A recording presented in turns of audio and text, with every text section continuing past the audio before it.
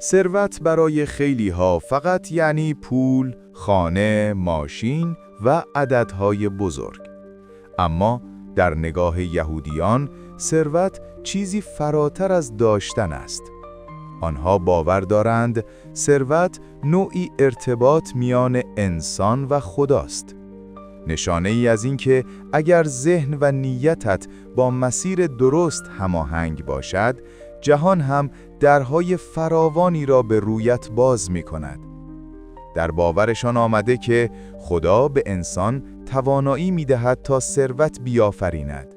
اما این ثروت یک هدیه نیست، یک امانت است. هدیه‌ای که باید با مسئولیت، راستی و آگاهی حفظ شود. برای آنها پول هدف نیست، وسیله است برای انجام وظیفه‌ای بزرگتر. وظیفه‌ای که نامش عدالت، کمک و رشد درونی است. به همین دلیل ثروت در نگاهشان مقدس است، نه دنیایی، چون آن را بخشی از رابطه خود با خالق می‌دانند. وقتی کسی با نیت درست کار می‌کند، تلاش می‌کند و در مسیر راستی پیش می‌رود، ثروت نتیجه‌ای طبیعی است، نه فقط نتیجه تلاش، بلکه پاسخ جهان به باور او. در این ویدئو می‌خواهیم 5 باور مقدس یهودیان درباره ثروت را کشف کنیم. باورهایی که قرنها آنها را در میان سختی‌ها پابرجا نگه داشته و به آنها آموخته که ثروت اگر با آگاهی همراه باشد، می‌تواند نوعی عبادت باشد.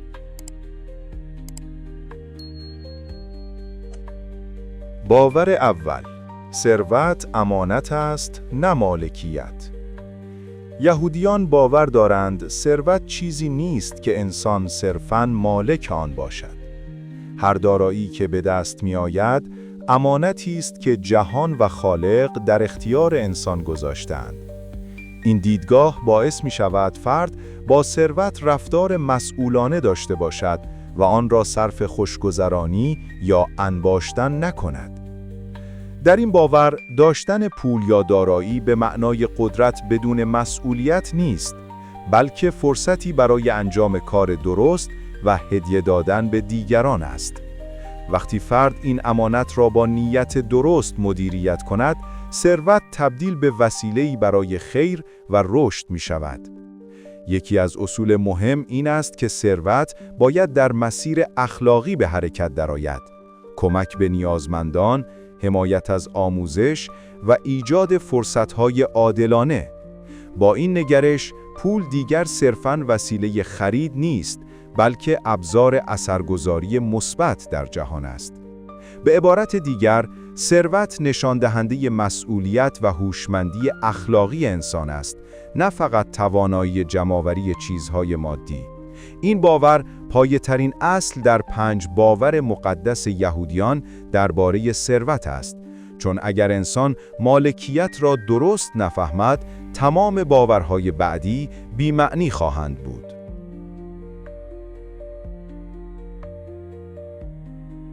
باور دوم: ثروت نشانه تلاش با نیت درست و هماهنگی با مسیر الهی. یهودیان باور دارند که ثروت فقط نتیجه شانس یا تلاش بی هدف نیست. برای آنها ثروت نشانه است از اینکه تلاش انسان با نیت درست و مسیر الهی هماهنگ شده است. این باور میگوید کسی که با صداقت، پشتکار و تعهد به اصول اخلاقی کار می‌کند، جهان پاسخ می‌دهد و راه‌های فراوانی برای او باز می‌شود. پول و فرصت‌ها به شکل طبیعی به سمت کسانی می‌رود که نه تنها توانایی دارند، بلکه ذهن و قلبشان با عدالت، صداقت و هدفی والا همراه است. در نگاه یهودیان، این هماهنگی باعث می شود ثروت علاوه بر ارزش مادی، ارزش معنوی هم پیدا کند. به همین دلیل ثروت به خودی خود هدف نیست، بلکه نشان دهنده مسیر درست زندگی است مسیری که در آن تلاش، نیت و مسئولیت در کنار هم قرار می‌گیرند. این باور دوم به انسان یاد می‌دهد که بدون هدف والا و نیت صحیح، ثروت نمی‌تواند به برکت واقعی تبدیل شود و بالعکس، وقتی تلاش با ارزش‌ها و باورها هماهنگ باشد، هر دارایی به فرصتی برای رشد، کمک و خدمت به دیگران تبدیل می‌شود.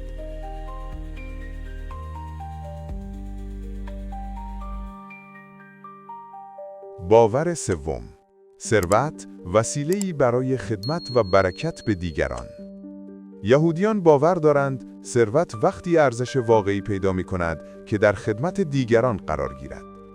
پول و دارایی صرفاً برای زندگی خود فرد نیست، بلکه ابزاری است برای ایجاد برکت در جهان. این باور می‌گوید کسی که ثروت را در راه خیر و کمک به دیگران به کار می‌گیرد، در واقع در مسیر مقدس الهی قدم گذاشته است. صدقه، حمایت از نیازمندان، سرمایه‌گذاری در آموزش و ایجاد فرصت‌های برابر همه بخشی از استفاده اخلاقی و مقدس از ثروت هستند. ثروت در این نگاه مسئولیتی بزرگ است. فرد نه تنها باید تلاش کند تا دارایی کسب کند، بلکه باید فکر کند چگونه این دارایی میتواند زندگی دیگران را بهتر کند. وقتی انسان ثروت را به شکل سازنده و اخلاقی به حرکت در میآورد، انرژی مثبت و برکت در جهان افزایش می‌یابد و این چرخه به خود او باز می‌گردد. این باور سوم نشان می‌دهد که ثروت تنها ارزشمند نیست، بلکه با کاربرد درست آن، ابزاری برای ساختن دنیای بهتر و رشد معنوی خود انسان می‌شود.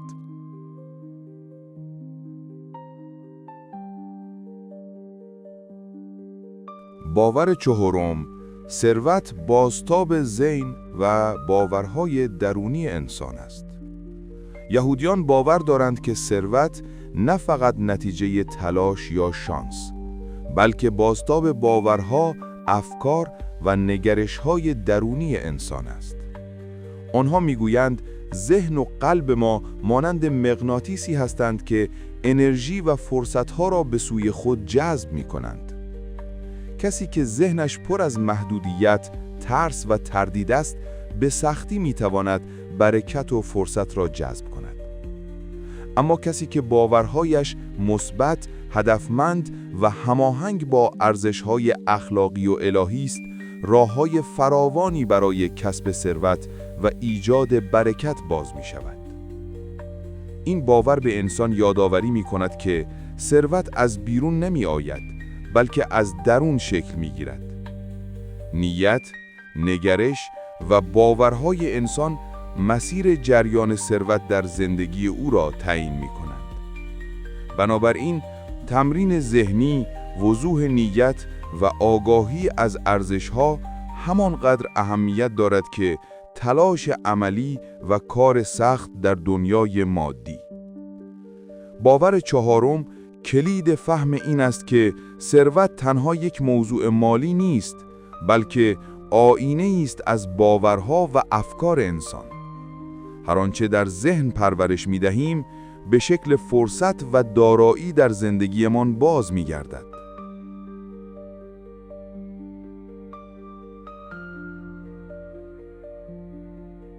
باور پنجم، ثروت ابزار رشد و تعالی انسانی.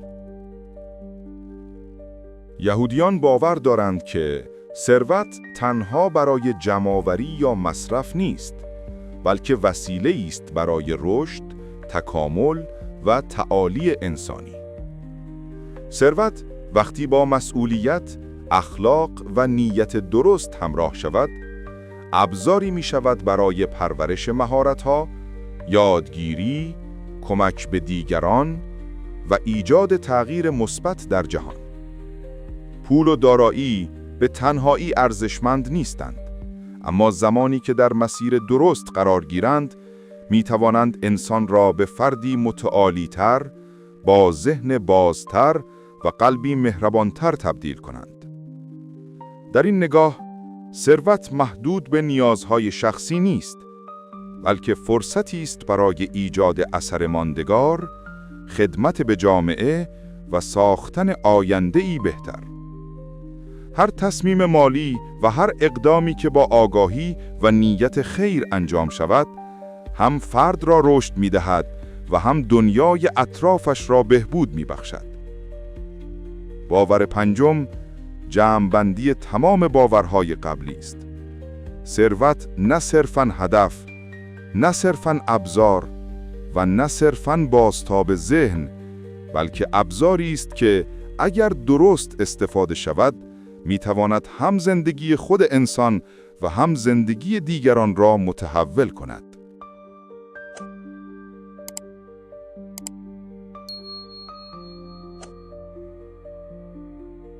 پنج باور مقدس یهودیان درباره ثروت تصویری کاملاً متفاوت از نگاه رایج به پول و دارایی ارائه می‌دهد.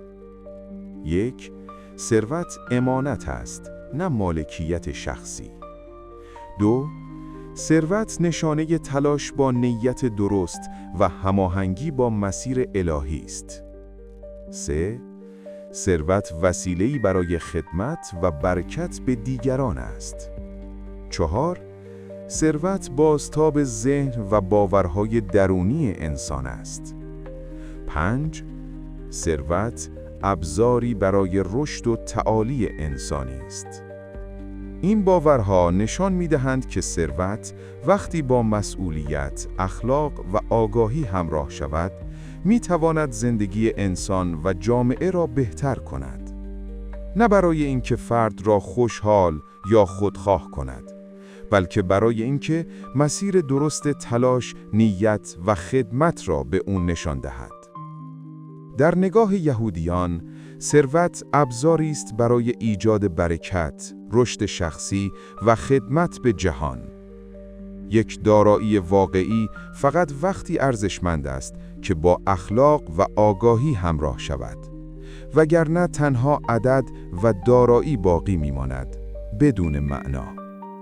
اگر این باورها را در زندگی خود به کار بگیریم، نه تنها میتوانیم برکت بیشتری جذب کنیم، بلکه ذهن و قلبمان را هم در مسیر رشد و تعالی قرار داده ایم. ثروت در نهایت نه هدف، بلکه راهی است برای زندگی عمیق‌تر با معنا و مسئولیت.